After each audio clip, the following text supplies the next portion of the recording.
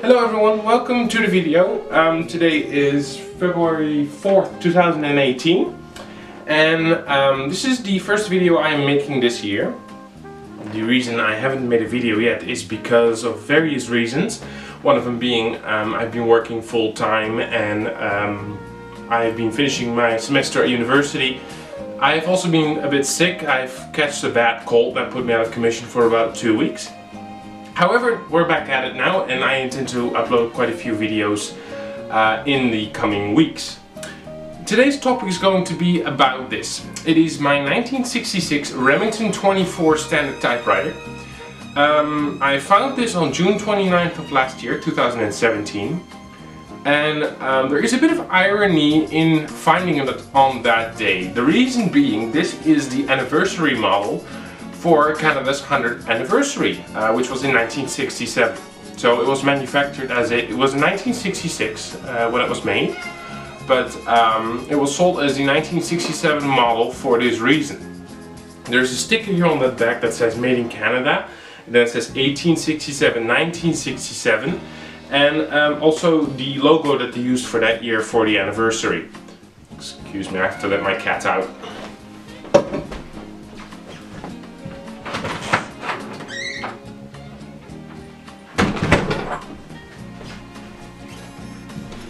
Anyways, yes, so this is the anniversary model for Canada's 100th anniversary, and I happened to find it 2 days before it was Canada's 150th anniversary, which is of course on July 1st, 2017.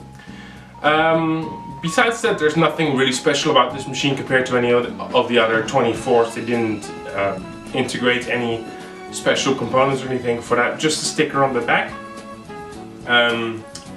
The Remington 24, it is considered to be one of the last of Remington's standard typewriters that they sold back in the day. It was manufactured parallel with the Remington International, which is a more angular version of this machine, but mechanically identical. There is supposedly, in the late 70s, Remington also made the Remington 100M, I think it is. However, I don't believe there are any surviving examples of those machines, so yeah, no, this is considered in general to be Remington's last office-sized typewriter.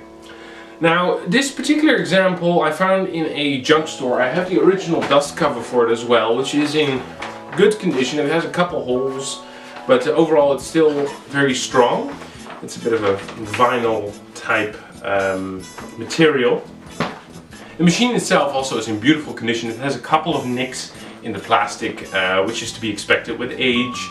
It's missing one of the margin stop covers. I did have it, I found it in the machine when I got it, but when I got the machine shortly after, a couple days afterwards, my house flooded out and it was a big mess, and in the hurry I lost the cover. So I no longer have it, but it was broken anyways. However, we live in an era where it's possible to have one 3D printed. Which is an interesting topic that I want to cover in another video, because I'll just leave it. It's about just leave the hint here. It's about my Oliver No. 9 and a 3D printed key. So we're going to talk about that, but in a later video. But returning to this machine, the thing that is surprising to me is the fact that it is a plastic body machine. However, this has for some reason survived very well. Very well. These have a tendency to break, pieces, chunks break off. Another big issue with these plastic body typewriters and 52 years is that they warp. Difference in temperature or just age, exposure to the sun, it usually leaves body panels not lining up properly as well as they should have. I used to own a Remington Fleetwood, which is the portable version of this actually, also from 1966, and that machine was just completely warped. You couldn't get the cover off or on very easily, just for the main reason that the plastic over time had changed in shape so much. But I was surprised to discover that this machine is in perfect condition, considering it is made of plastic. It is a plastic body, but there's not a single chip in or a crack in the plastic anywhere. I've really tried looking, so it's a great find. The only wear that this machine really has is on the keys here, and I'll provide a close-up for you to see but it seems someone used it with very long nails and it kind of wore out the keys a bit prematurely, but otherwise it doesn't look like this machine has seen all that much use. Another interesting factor about this machine is that it has Italic Font, and I'll do a typing sample in this video and I'll show you what that looks like. Overall, I'm a big fan of this. I wasn't expecting it to be as much fun to use as it turns out to be. It has a nice big carriage return lever, and of course it is the successor of the Remington SuperRider, which was made from 1950 to 1965, when this machine replaced the SuperRider along with the International. But mechanically they're the same, and the Remington SuperRider was produced for 15 years. It's considered to be one of Remington's most high-end models, and in third world and Asian countries you still find them in use a lot, professionally as well. But anyways, let's get into it a bit more detailed. I'll show you all of the functions and the mechanics of this machine, and then we'll conclude this video with a typing sample.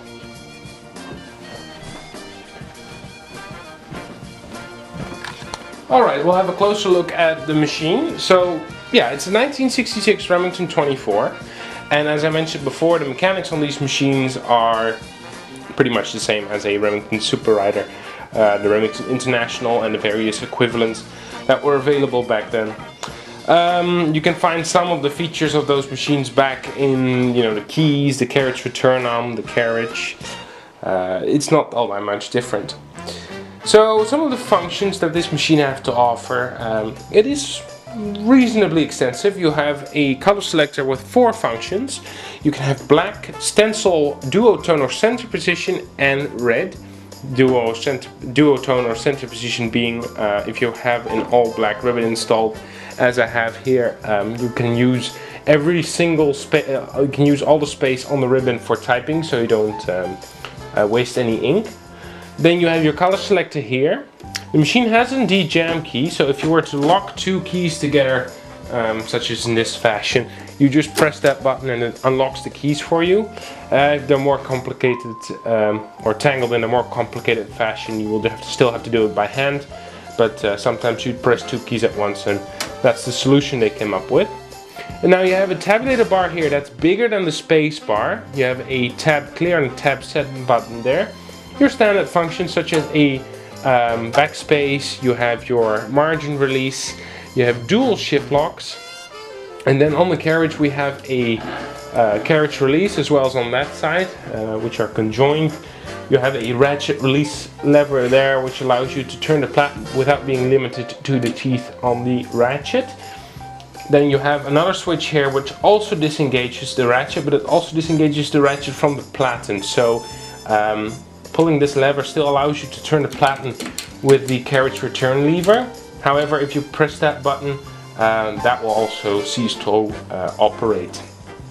Then the carriage return lever, which is also the same design as a Remington SuperRider, has 1, 2 and 3 line spacing. So 1, 2 and 3. The paper bill is a 3 position paper bill, so 1, 2, 3, which was fairly standard back in that time. What they did on this machine is, because it's a wide carriage model, they put down lines on the paper table to indicate where to put your 8.5 by 11 page to center position it on the carriage. Now you have your margin set here. Now, as I mentioned before, one of the margin sets is missing its cover. That's the only thing that's missing on this machine. You have your paper release here, which also somewhat lifts the paper bill by a few millimeters in order for you to pull out your page freely without being constricted by the support rollers. And as they were experimenting with, well, mostly throughout the production of typewriters, was how to service these machines, or how to make servicing these machines more easy. Some manufacturers really went all out with it, such as Imperial, which allowed you to remove the entire carriage as well as the entire type bar mechanism. And then there were machines such as Remington, which didn't go as far, but still allowed you to take out the platen by just lifting a few levers, and it comes right out, as you can see. This is great for when you're servicing the platen, if you're having new rubber installed or you're replacing it, if the support rollers are bad or there's something stuck underneath. It allows you to just service it very quickly. And then you just pop it back in and you're ready to go. Having a quick look underneath the cover, you can first see how easy that still comes off. Now underneath the Sperry-Rand Corporation indicator is put there. So, you know, this machine, Sperry-Rand bought Remington out, I think it was in 1955, and although they still continue to manufacture the Remington Super-Riter in the same fashion as Remington did before, there were some minor cosmetic differences after Sperry-Rand took over. Remington changed its style and typewriters rather significantly after it was bought by Sperry-Rand. There was an overall decline that could be noted, I suppose, in Remington after that occurred. However, I'm going to still say that this machine surpassed all of that, and it's still a high quality, good functioning Remington typewriter. So the quality is still within this machine. And it also says 1966 in here as well, even though of course it was sold as 1967, it being an anniversary model for Canada's 100th anniversary. And if I'm going too fast or you have a hard time understanding me because of my clogged nose and throat, please feel free to leave me a comment with any questions, comments, concerns that you may have about my machine or about the video in general, because I'd be happy to discuss it with you. Sometimes I talk a bit fast, so if you're confused about anything, don't hesitate to let me know. The index card holders here are adjustable, so there's two latches here that either lock them to the platen or that allow you to flip them forward. And there's also holes here which allow you to draw lines on the page without, you know, vibrating or everything or anything like that. So yeah. Anyways, there was a more in-depth view of the Remington 24. You know, a quick peek underneath will show you that the machine is indeed in very good condition. As mentioned before, just leave a comment if you have anything to say. Stick around for the typing sample, and I hope you like, subscribe, and continue watching the next video. Have a great day.